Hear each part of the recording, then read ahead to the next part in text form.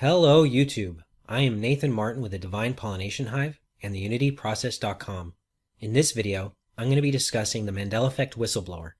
It's a discussion on the scientist who spoke out about what we understand as the Mandela Effect on the 4chan forums. I initially became aware of the Mandela Effect whistleblower as a result of the Esoteric Detective's video that he posted 2 weeks ago.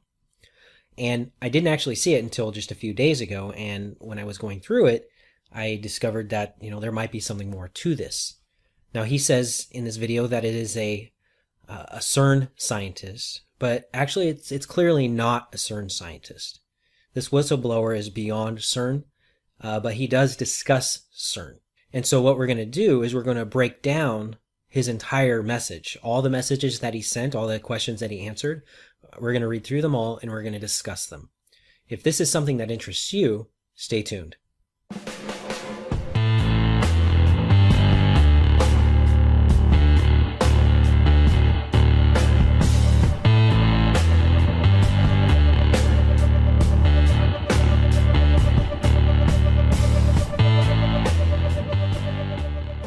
The importance of objectivity. There are typically multiple points of view from which any set of events can be viewed and interpreted. Openness to a range of insights from multiple points of view and a willingness to question one's own point of view are crucial to objectivity. Objectivity is achieved to the extent that one has studied a wide range of perspectives relevant to an issue, obtained insights from all of them, seen weaknesses and partiality in each, and integrated what one has learned into a more comprehensive, many-sided whole. Each should serve to correct exaggerations or distortions in the others and to add facts not highlighted in the others. That's by Richard Paul and Linda Elder in their book on how to detect media bias and propaganda. A very excellent book. I highly recommend it. It is linked below. The reason why we're talking about objectivity is because I don't necessarily believe this whistleblower fully. I see his biases. He's not, or they're not, he, she, I don't know. They have biases. And they're employees. They're doing what they're told. They do what they're told and then follow through on that. So their information is going to be biased. It's going to be based on this perspective. You're going to see in this that he really believes in what he's doing to an extent, including the deception. But at the same time, there's kind of a regret there. And this also might be due to the law of free will, where free will must be given. So we have to be able to see this information to discover the why. There's a whole lot of information on the Mandela Effect, but there's a wide range of why. And I don't want to get into the whys that I don't like, but this is a why that actually makes sense from my perspective, at least some of it. And so I'm going to dissect this a little bit. So 4chan is a web forum where people can post messages anonymously. Whistleblowers tend to use this forum to release sensitive information. I transcribe everything, and so I place a timestamp of each message from the scientist unless a timestamp was removed from the screenshot, in which case I use a timestamp of the next message instead. I do not place all the questions that the scientist is responding to, but in a few of them I chose to. And there were quite a few unreasonable fools asking him questions, which the scientist rightfully chose to ignore. When you download those screenshots for yourself and go through them, which I have the link below, I highly recommend that you look through a lot of the questions. There's a lot of douchebags on there who aren't taking him seriously. They're not being objective, and they're not realizing the gravity of what's going on. First message, August 21st, 2016, around 9:58 p.m. I am one of 23 scientists responsible for what you call the Mandela Effect. I'm here to answer questions regarding the original timeline and why it is happening. I will not disclose where I work or what I do at work. So in response to a message where somebody says, why did you guys choose to change the original spelling of the Bernstein Bears? He says, you are being deceived. The original timeline was Bernstein Bears, specifically the Bernstein Bears. Aaron was the update, Ehrenstein is the layer to hide the truth. And I think what he meant there was Ehrenstein is the layer to hide the truth. But the Ehren part was the first change, and the second change with the Ehrenstein. But he did say Stein there, so that's what I wrote. The next message, he states, not everyone is accepting the updates. For some reason, the veil isn't working on some people. Currently, it is spiraling out of control, and we anticipate a larger population that will experience memory anomalies within the next few years. By 2020, everything will settle. There are differences in memory because you are not supposed to remember any of it. In fact, you've been implanted with multiple layers of memories that are false. Somehow you have remembered, and this is very concerning. I encourage you to try to hold on to your memories. My thoughts. Is the veil that is being spoken of connected to the hyperdimensional control matrix as discussed by Gnostics, shamans, and other mystical sects? Does this have to do with the Saturn machine?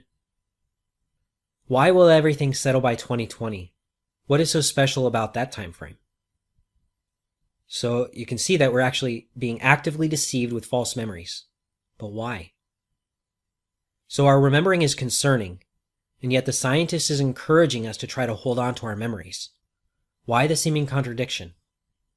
And also, how does one go about holding on to our memories? What does that mean? I mean, what from at least his perspective? I know what it means from my perspective, but from his perspective, it's like somebody saying, have faith, just believe. Hold on to your memories. It's not very practical. It doesn't really do a whole lot, but I do see the contradiction between hold on to your memories and remembering is concerning.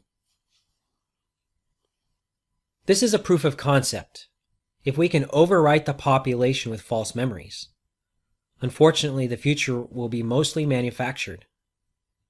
There was one person, and we are not sure how, that has somehow caused this unraveling effect. We have been trying to locate him, but he is currently hiding. This person has created the breakdown in the veil, and we are concerned that the whole system will fail unless we stop it in the next few years. This reality is a close copy of what we would call the real Earth. Unfortunately, the Earth was destroyed in 2012. My thoughts. This person that is being spoken of reminds me of Neo character from the Matrix trilogy and John Murdoch from Dark City. The One, this person that is causing problems in the breakdown of the veil. In both instances, neither really knew who they were until the plot unfolded more. So there's a chance that this person doesn't even know he's doing it.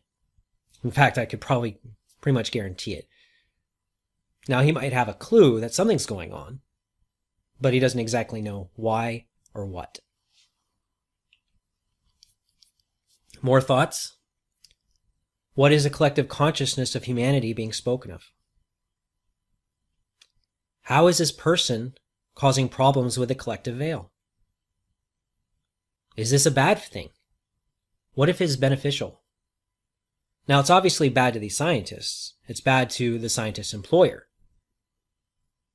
But what if it's beneficial for us, the people who are behind the veil? What mechanism is this person using to block the memory implantation techniques? So if this one is actually doing something, how is he doing that? How could shadow work and the individuation process discovered by the late psychologist Carl Jung be related to this? And speaking of that, Carl Jung also discussed the collective unconscious. He had our consciousness, the collective unconscious, our personal unconsciousness, and then also our subconscious.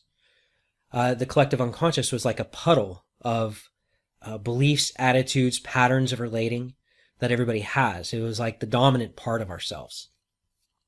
And our shadow also lies in this collective unconscious. And then individuation and shadow work is where we go through the process of becoming more of a unique individual and less of a group person. You know, like instead of being led by the group and believing in groups, we become more of an individual who does our own thing, unique, creative. He goes on to say, one of the scientists on our team shares the original name, so we distorted it as much as possible to cover the updates.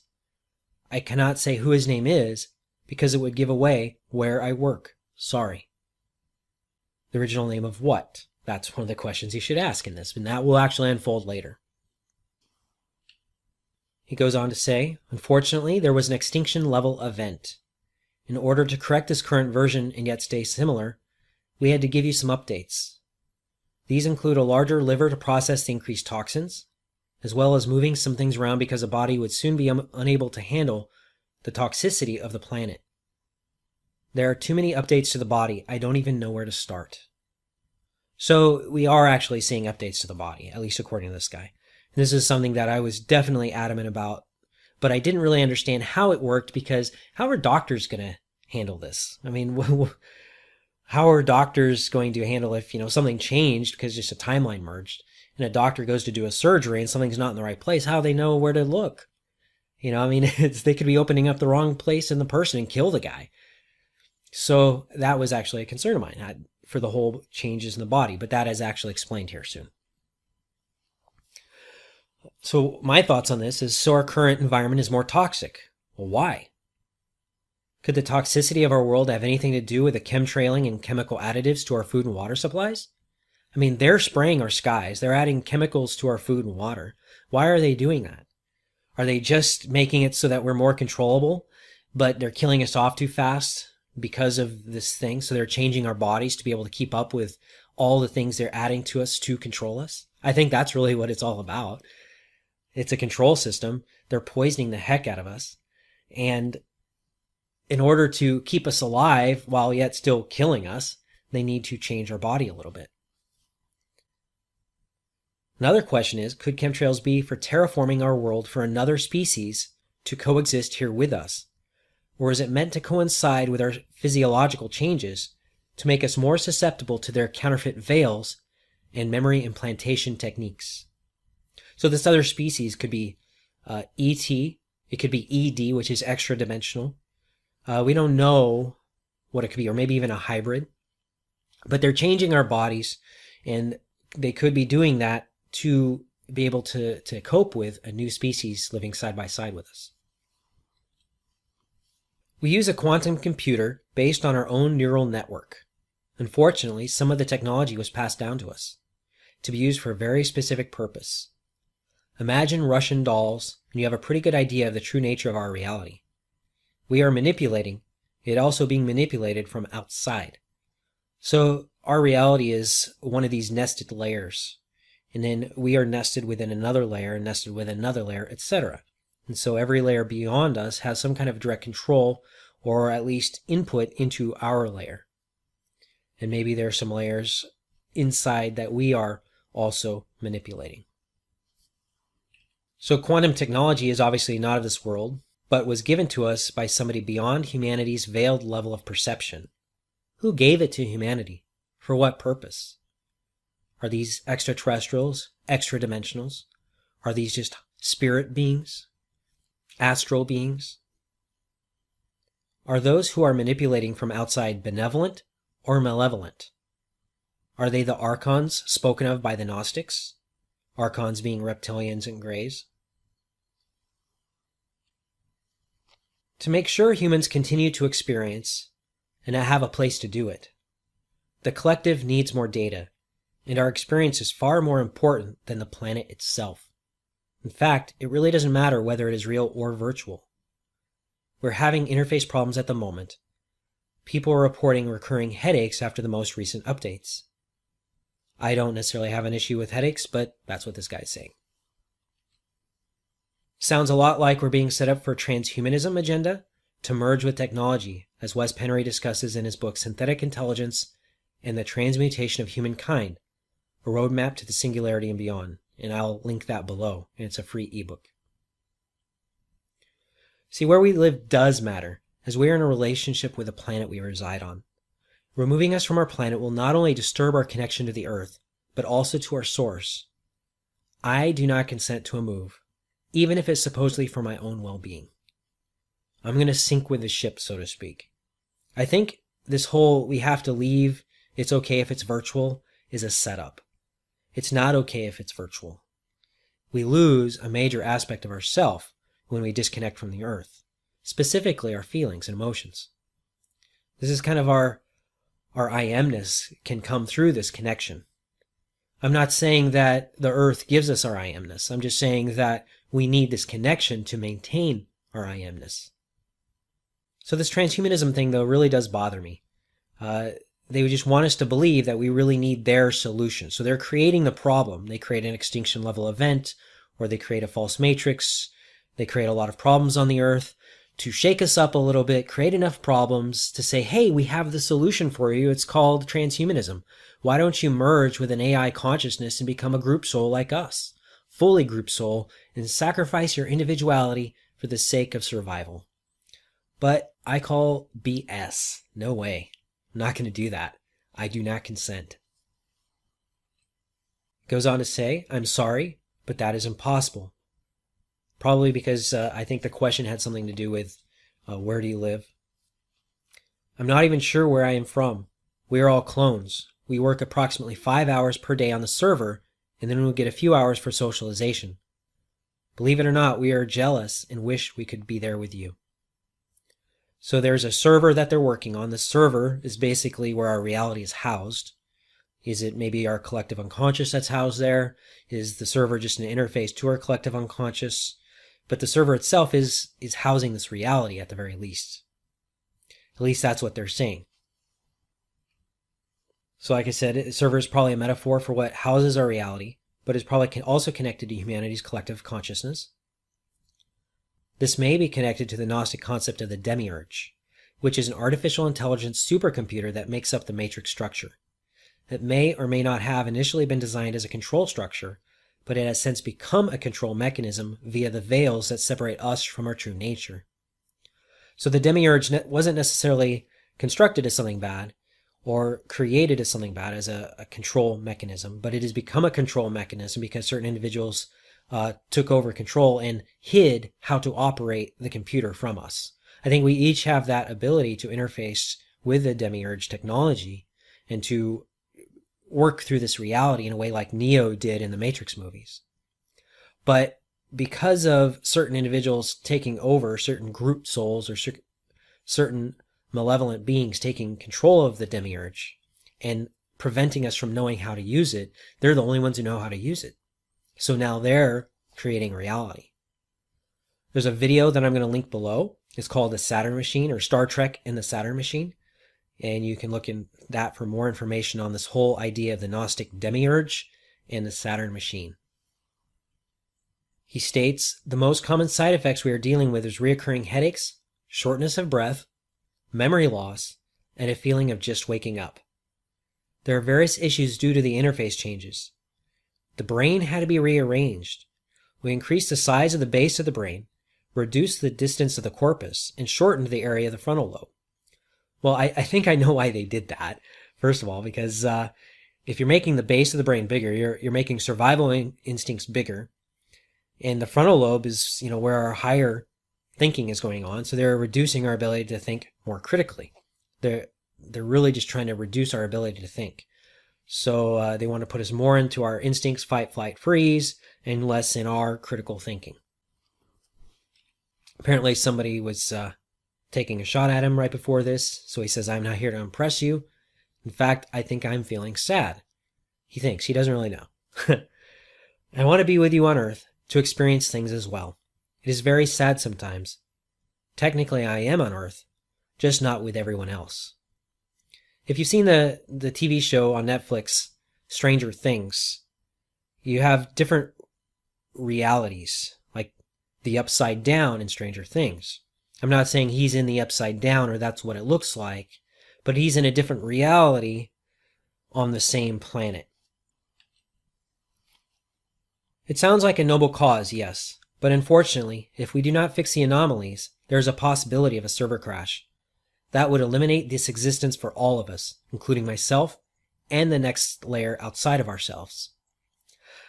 I'm not buying that. I think that they're afraid of losing control of the server. I don't think the server can actually crash. And maybe the layers that are going to die off or lose are these control layers.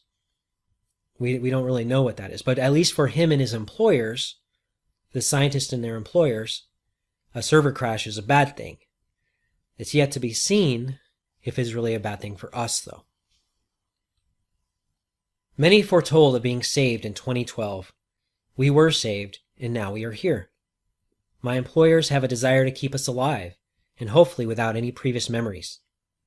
Unfortunately, there are many errors to correct. You will see very strange things in about a month from now. So we are saved. Yeah, be careful what you hope for. Getting saved. Your savior always ends up becoming a villain, unless, of course, we become our own savior, and we find our inspiration, our creativity, our sovereignty from within. Of course, as employers have a desire to keep us alive. We are their property. We are assets. I think of the movie of Jupiter Ascending, where people were owning planets, and one of the planets was Earth that was owned, and there was a title to the Earth, and then they would loosh farm so that they could prolong their longevity.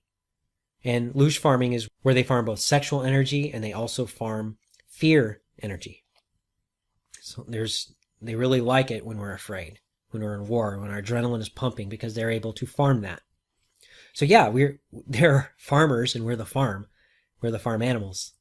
They definitely have a desire to keep us alive. Also, we're going to see some strange things in about a month from now. How interesting. That would put things around September 21st or so, going into early October. We'll see. I'm not saying that this guy's correct, but if things start really shaking up and some big-time Mandela effects really start hitting more at that time, or people start waking up more to the Mandela effect, that should be interesting. Now, at the same time that that's happening, it's probably incumbent to cause problems in the world. We call that wagging the dog. For example, if a president is in trouble, politically, he might start a war somewhere. Well, if these people are in trouble because people are getting their memories back, then they might start some calamities around the world to get people focused on the calamities rather than on what's going on with their memories. So, in reference to this color that this guy posted, he says, but it used to be red. And I don't remember that as red. That looks more like a green-yellow to me. But according to this guy, he says it used to be red to him. And the scientist says, if you remember as a color you would call red, or a red-like color, you are from revisions 1 to 4. Originally, the color was different, yes. So for me, I never remember that as color red. That's not in my memory or my timeline. Maybe the timelines have merged and different people from different timelines are there. Apparently, you can be from different revisions. Quite interesting. I hadn't considered that before. Your intuition is the closest thing to the truth you can accomplish. Trust your instinct. Many of the Mandela effects posted online are layers to hide the real things. It's fairly involved. Intuition is definitely the start of working on the layer of truth. We can trust that, yes. But it is a beginning point, not the ending point. This is why objectivity is so important. There's a formula for truth, and it's knowledge plus understanding minus contradictions equals wisdom or truth.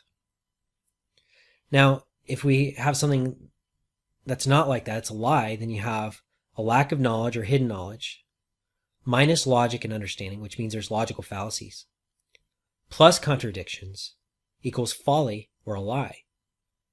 So intuition is just the starting point. It says, there's something wrong with what's going on. I'm spotting a contradiction. So I see a contradiction in this formula. That means there's a lie there. Now that is a starting point. Now I actually have to go into seeking the truth, and I have to uncover the knowledge. I have to discover the why, the logic, and then I have to remove contradictions between the what and the why, between knowledge and understanding. And then I can finally find the truth. And that's what we're doing in this video and other series of videos, trying to discover the truth, trusting our intuition. As far as him and where he's stationed, the base he's at or the reality he's in, he says, unfortunately, we cannot leave. We serve approximately 5 years' time, and we are returned to the collective. We come from the same source that humans do, but we are here instead of there, which is why I'm sad. I really don't want to do this anymore. So he's a clone. His thoughts or his mind, his consciousness was taken out of the collective the human collective and placed in this clone. And he wants to return to the human collective, either, I don't know if as a body or, yeah, I think so, as a body. He wants to get back and experiencing things here on Earth with us.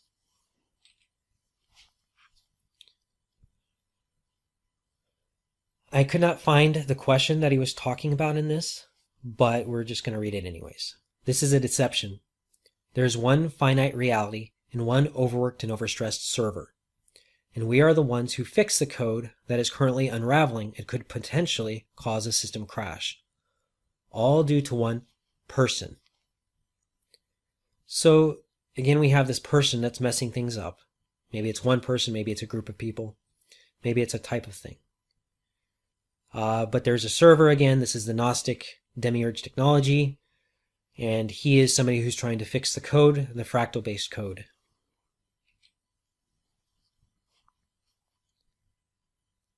You remain yourself, but are also part of the collective. Imagine a drop of water in the sea. That is the only way I can describe it using the English language. So Jung definitely talked about this. He called it the collective consciousness and the collective unconscious specifically. But it is a consciousness type that is collective. And we are unconscious to it.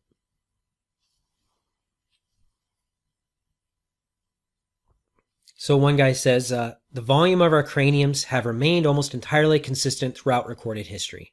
He's basically calling the scientist out and saying, our cranium has been the same, you're full of crap.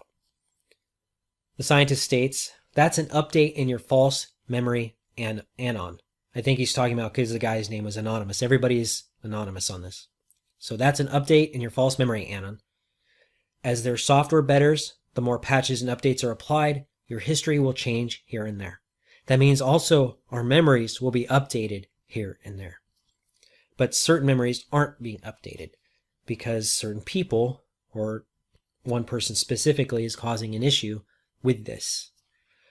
So a lot of the things that you know to be true, like, the Volkswagen spelled with an EN, or Volkswagen spelled with an ON, those kinds of things, are implanted memories. We don't really know what the real one was. Is the implanted memory the wagon with an ON, or is it the implanted memory the EN? We know that the history now shows EN, but I remember ON.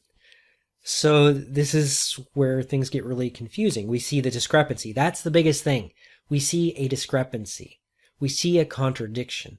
When we spot a contradiction, we know that that is a formula for folly, for a lie. So then we have to start trusting our intuition and researching it further. My thoughts.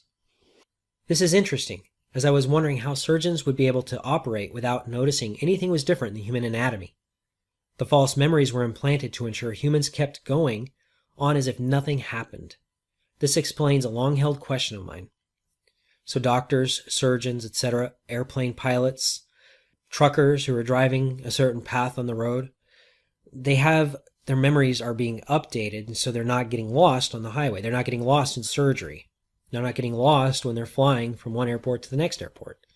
Why? Because humanity's memories are getting collectively manipulated. What collective consciousness are they manipulating when they falsify our memories?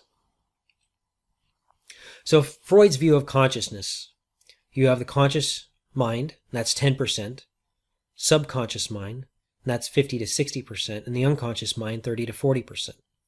It's probably at this unconscious level, but it could also be the subconscious level, where our memories are being manipulated. So if you think of a giant pool that is at the base of this pyramid, that's where the most amount of the consciousness resides. And then our individuality is kind of at the top of the pyramid, where we become the most unique individual. Now, I'm not talking about a hierarchy here. This is different. So try not to get confused between an unnatural pyramid hierarchy and what I'm talking about.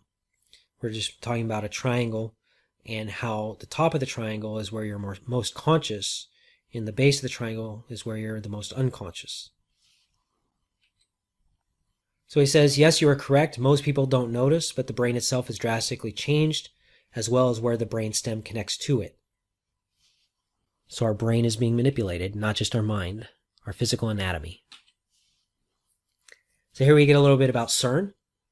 CERN is using a collider to introduce anomalies into the server by networking it with multiple D-Wave 4096 machines. The only thing they have accomplished so far is minor anomalies. So what we're actually going through is just minor anomalies so far. Oh my. We have rewritten the entire skeletal structure. The rib cage, the skull, the brain. Wow. That's what I have to say. So somebody left a comment. Also, where did you learn through life where your heart is? For me, it is the left side. Always has been. Now it's more dead center. So scientist replies, originally it was on the left side. Yes, very perceptive. This is one of the anomalies we are trying to fix currently. We also increase the size of the heart as well. So the anomaly, are they trying to remove our memory that it was on the left side, or are they trying to move it back to the left side? Don't know. Increase the size of the heart as well. I don't know why, but maybe one of you do. When you are with a collective, you are not lonely. It's far better than being here. I cannot self-terminate. I have a very controlled existence. This is his sad boohoo story. Poor, poor scientist manipulating humanity. But he's a clone. He has a controlled existence. He doesn't know how to be an individual. This is what all of humanity has to look forward to very soon in the future if they go the transhumanist direction, if they start agreeing to all these changes. If they do this for survival, this is what they're going to get. They're going to have a very controlled existence where you can't even commit suicide. Here's a long one. Like I said earlier, it was an experiment to try and graft another timeline into ours, one that was similar but had subtle differences. But they effed it up. The proof is that people are noticing the differences. That was not supposed to happen. For most people, the spelling of a children's book means F-all. But there are people out there right now wondering what in the hell happened to their children, or why they suddenly have 2 kids when they know for a fact that they never had any before. It's stuff like that. I'm sure more are going to come out, but I'm not sure exactly what. So there's people out there that are missing kids, or they have kids that they never had. What the heck's up with that? That's a really big anomaly, and I wonder if we're going to start seeing that even more. We are currently at 12,783 changes to the original timeline. Most are so subtle that only a small number of people would notice. Wow, that's a lot of changes. Everyone will be awake soon. I must leave soon. I urge you not to forget your original timeline. So wherever he's at, there's people waking up. He's kind of in the middle of the night, sneaking out to get to a computer terminal that interfaces with our reality and, interestingly enough, our internet. So that's kind of an interesting implication, that if he's in a different reality than us, he can still actually connect to our reality via the internet. So they have some kind of an interface there.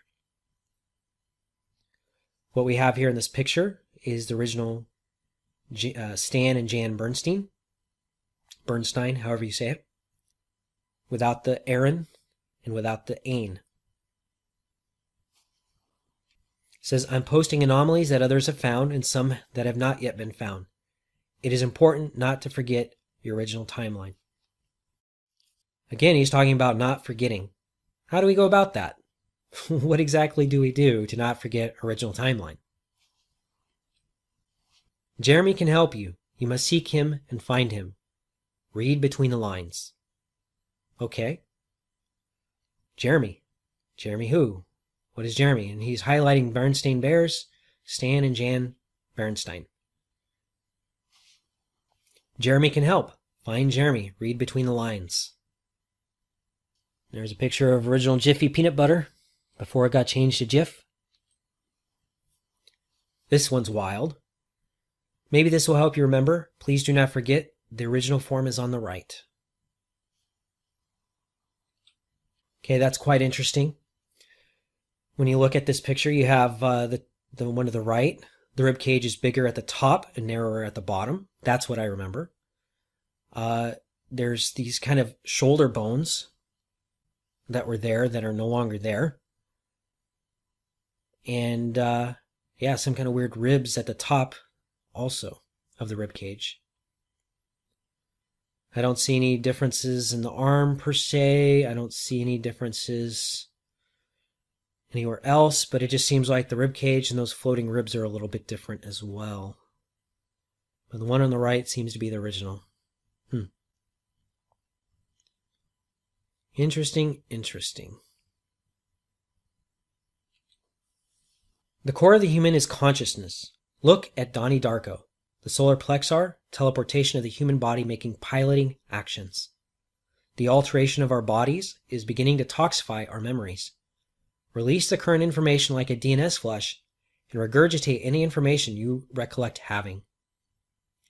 The core of the human is consciousness. Yes, we know that, because consciousness creates matter. Matter does not create consciousness. Look at Donnie Darko. That's a movie. It might be interesting to revisit that movie now in light of this. The solar plexus, I don't know if that's a typo, but because the solar plexus. But there's also what's called the solar plexus chakra, which has to do with our power center. It's represented by the color yellow. What this has to do with teleportation of the human body, making piloting actions, I have no idea. The alteration of our bodies is beginning to toxify our memories. So our memories, I don't really understand that part either. Now he's talking about do a DNS flush. So what is a DNS flush? That's a computer term. DNS is a domain name system. DNS servers convert a domain name, such as example.com, into an IP address, in this case 192.0.32.10. The mapping of the names to numbers can change from time to time. So sometimes the name and the number will no longer match because you get a new server, a new IP address. Now you have to change example.com to the new IP address. So your computer holds a record of DNS entries to save looking them up every time. This is your DNS cache. You can delete those records or flush the cache anytime you like. So in order to speed up the resolving of the matching between example.com and the IP address, you have a cache on your computer that just makes it super fast. It just looks it up there rather than going out online and looking it up. If a website has recently moved servers, you might see the old website for a while. Flushing your DNS cache might help. We explained already how that might help. So how might that help though? How is that going to help us to flush our own DNS cache? We've been moved servers. Is that what's being said? So we're no longer on the same server. We need to flush that. But will that make us lose our old memories, or will that make our old memories connect back to our old server? Is this going to help us reconnect to the old Earth rather than the new Earth? And when I say the old Earth, I mean our original Earth that we want to get back to. I'm not so sure that I want this new virtual Earth. So maybe if I do this DNS flush, I can reach the old Earth again. Or maybe he's saying something else. Maybe this will help us become in line with this new virtual Earth, and then we'll just, be safe and survive and have implanted memories and go on about our business as if we're automatons. So what do you think? So this is his last message. He says, your consciousness was transferred to the server to avoid an extinction level event. You may have noticed updates to your body as well as environment. I don't have much longer. I must leave now. Jeremy Bernstein, good luck. Okay, so there's a mention to the server again, the Gnostic server, an extinction level event, updates to our body as well as environment, such as the continents moving. He doesn't have much longer. He's got to go because everybody's waking up in his office or his reality. And then all of a sudden he says, Jeremy Bernstein, good luck. So I'll get to what that means. So in the beginning of the disclosure, the scientist states that he cannot reveal the name of the other scientists. And then he gives hints about the Bernstein Bears being changed to cover up the scientist's name. And finally he breaks his own rule and gives his name anyway, Jeremy Bernstein. This is a big contradiction and a red flag to me because it's like he's giving away secret information, and the reader is the chosen few to receive it. This is sometimes a mis- or disinformation tactic. So they start off by saying, no, I can't say that, but then by the end they say it anyways.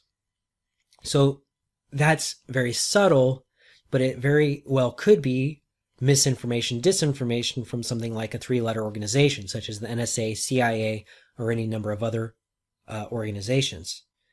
Who knows now? But that is a big red flag for me. However, we know that a lot of the best lies are based in truth. So they could be giving away a lot of truth here, while at the same time creating subtle distortions, like this event that destroyed the world, which maybe nothing got destroyed, we just got uploaded, and we need to flush our DNS and get back to our original reality. We don't really know what it could be, but that's why we need to discern. We need to exercise our discernment. And discernment actually means critical thinking. We need to exercise our critical thinking. If this is either misinformation or disinformation, then it is done with a Gnostic slant that takes into account mystical understanding of the demiurge technology and the fractal holographic reality that we reside within. The principle of correspondence, which is a Hermetic principle, states, as above, so below, as within, so without. It isn't just some silly esoteric or pagan mythology, for it is an insight that explains the scalability of holographic fractal patterns and how they are able to replicate in multiple dimensions, directions, densities, and realities.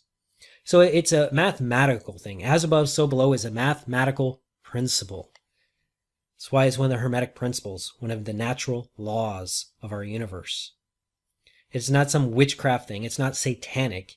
It is just a fractal truth. While the scientist is supposedly residing in a different layer of reality, he is still connected to our realm via a fractal-based relationship. Their backstory takes this into account. Regardless, the scientist obviously believes what he is doing is for the best for humanity's survival, either because he was programmed to believe it and is spreading misinformation, disinformation. He has an emotional attachment to believe it is so, because, his employer, he could get fired, or he could get killed, or is mostly an automaton with very little free will, but still enough to say something to us. So it could actually have some validity in it. Could individuation be our solution? Individuation is a process of psychological differentiation, having for its goal the development of the individual personality. In general, it is the process by which individual beings are formed and differentiated. In particular, it is the development of the psychological individual as a being distinct from the general collective psychology. In Jungian theory, the self is one of several archetypes. It signifies the coherent whole unifying both the consciousness and unconscious mind of a person. The self, according to Jung, is realized as a product of individuation, which is defined as the process of integrating one's personality. And if I could only pronounce her name, I would. Now is from mindstructures.com on Carl Jung and the individuation process. How does this pertain? Well, if we remember Freud's triangle, in Freud's triangle, we had the conscious, subconscious, and unconscious. If becoming a self, a unique self, which is individuation, you become individuated, then now you're a self. That means you have taken your consciousness and your unconscious mind, and you have connected them together. You have bridged the gap between the unconscious and the conscious. And maybe I might say the subconscious, unconscious, and the conscious. This is a type of unity and alignment. The alignment of the self. The self is all of these parts contained together. And that means the ego too, because the ego is kind of part of your unconscious part. So if this is all connected together and you are one, you're in unity within yourself, now you're no longer going to be bound to these changes that are going on in the collective consciousness. In this case, the collective unconscious. So if humanity's collective consciousness is being manipulated from outside through technology of some sort that is utilizing psychological principles as well as other things, they're giving us false memories. But we are doing the individuation process by going into shadow work, by analyzing our thoughts, reflecting on our thoughts, questioning our own questions. If we can question our own questions, we can start to analyze our thinking, reflecting on that. We also need to analyze our feelings, our emotional triggers, and find the patterns in those triggers, because those triggers have a reason for being triggered. A lot of times it's rooted in trauma.